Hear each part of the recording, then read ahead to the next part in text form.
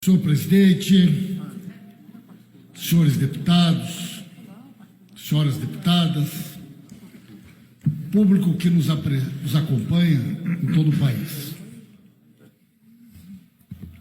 A pergunta que nós precisamos nos fazer, em primeiro lugar, presidente, é como nós chegamos aonde nós chegamos.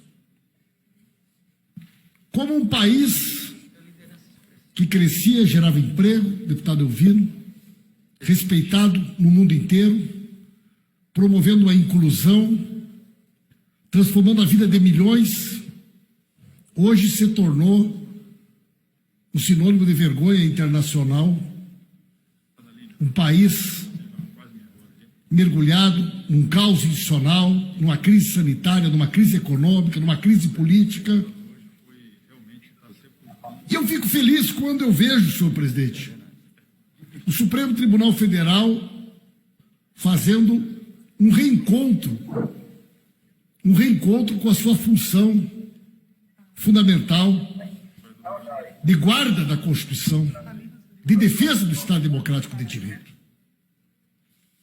Porque, infelizmente, senhor presidente, boa parte do que nós estamos vivendo hoje foi fruto da omissão, foi fruto da conivência do Supremo Tribunal Federal, da hipertrofia do Poder Judiciário, do Ministério Público Federal, e que a sociedade assistiu calada, que a grande mídia aplaudiu, e que esta casa também foi conivente, deputado Renildo Calheiros.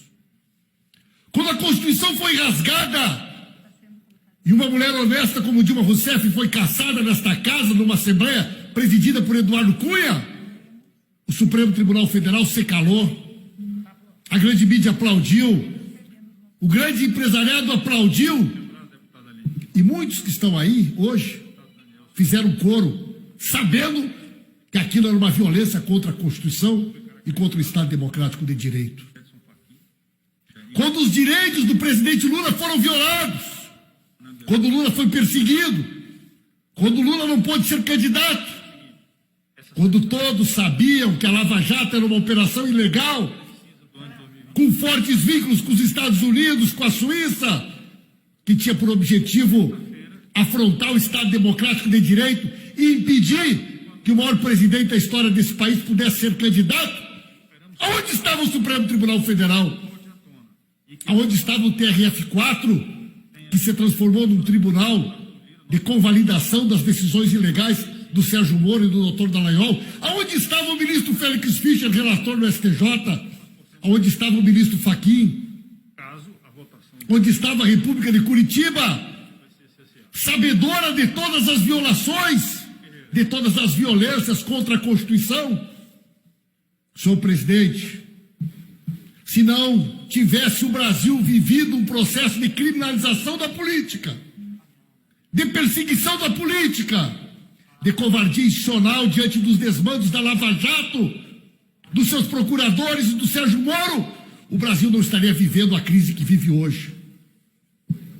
Bolsonaro é filho legítimo desta cruza perversa da Lava Jato com a Rede Globo, com a grande mídia.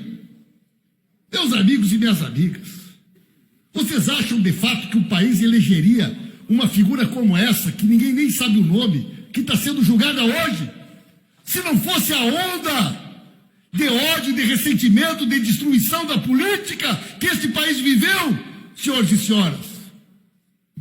Vocês acham que, de fato, este parlamento, que já teve aqui nomes como Ulisses Guimarães, Mário Covas e tantos outros, elegeria figuras que não têm nenhuma história, com fortes vínculos com aquilo que de pior, a escória das relações subterrâneas? Nós não estaríamos aqui tendo no plenário deputadas acusadas de ter mandado matar o marido, pessoas envolvidas com a milícia, pessoas envolvidas com o crime organizado, pessoas, meus amigos e minhas amigas, hoje o Brasil vive esse caos institucional e é governado com pessoas, com vínculos, com o próprio crime organizado, com as milícias, porque viveu uma crise institucional gravíssima. E aonde estava, senhor presidente, Aonde estava o Supremo Tribunal Federal? Aonde estava o Poder Judiciário? Aonde estava o Ministério Público Federal? Os editoriais da Rede Globo, do Estadão e da Folha? Naquele momento era importante, não valia a Constituição, tudo era mais importante para poder tirar Dilma, para poder aprovar uma lei para mudar as regras de exploração do petróleo, para poder abrir a exploração ilegal da Amazônia, para poder botar o Brasil de joelhos no cenário internacional. Todos aqui sabiam da perseguição em que a Lula era, a Dilma era inocente. Todos aqui sabem da perseguição ilegal que sofreu o Lula, que sofreu o PT, mas se calaram.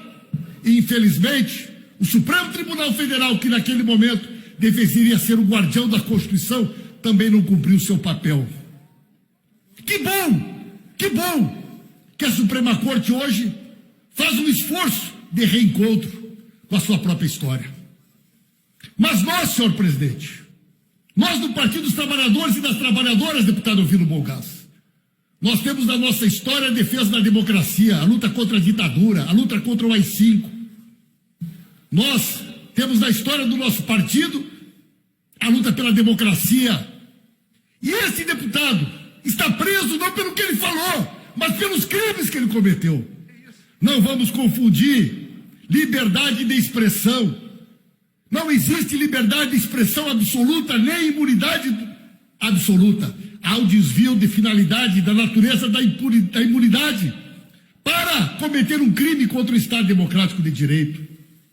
Um crime que está caracterizado pelas diversas condutas deste indivíduo, que representa um movimento muito mais amplo, que visa, sim, enfraquecer a democracia, que faz apologia da tortura, que faz apologia da ditadura, que despreza a democracia, que faz discurso de ódio, de ressentimento. Infelizmente, o nosso país, hoje, vive essa crise institucional. De um governo que não consegue sequer ter uma política para enfrentamento da pandemia, da crise econômica, da democracia. E tudo isso é fruto da quebra, da ruptura institucional que tirou a Dilma da presidência e impediu o Lula de ser candidato. Este momento que nós estamos vivendo tem a digital de muita gente. Figuras como essa, que está presa, que envergonha o parlamento, que envergonha o Brasil. Este machão bombado que veio aqui chorar para tentar sensibilizar a sociedade brasileira, como se nós não soubéssemos os crimes que ele já cometeu, jamais seria um representante do povo do Rio de Janeiro se o país não tivesse sofrido esta crise sem precedentes na legitimidade da sua representação. Nós temos sim, senhor presidente, que fazer um balanço de toda essa história. Nós precisamos sim, senhor presidente, fazer um balanço, um resgate de tudo o que aconteceu, para que o povo brasileiro possa novamente ter uma noção clara de que projeto de futuro nós queremos construir. Um projeto baseado na Constituição, na democracia, do Estado Democrático de Direito, da soberania, do respeito à diferença, da inclusão. Um país que seja capaz de dividir a sua riqueza, que tenha um olhar para aqueles que mais precisam. Um país que tenha o combate à fome como uma prioridade. Um país que continue abrindo as suas portas nas universidades e nas escolas para as pessoas mais pobres, para os negros, para os indígenas, para os quilombolas. Um país que nos respeite pela diversidade. Um país que não semeie o ódio, o ressentimento. E é isso que o Brasil precisa. Recuperar a esperança. E hoje, dar esta resposta é dizer não ao autoritarismo. Ditadura nunca mais. Desprezo pela democracia nunca mais. AI-5 nunca mais.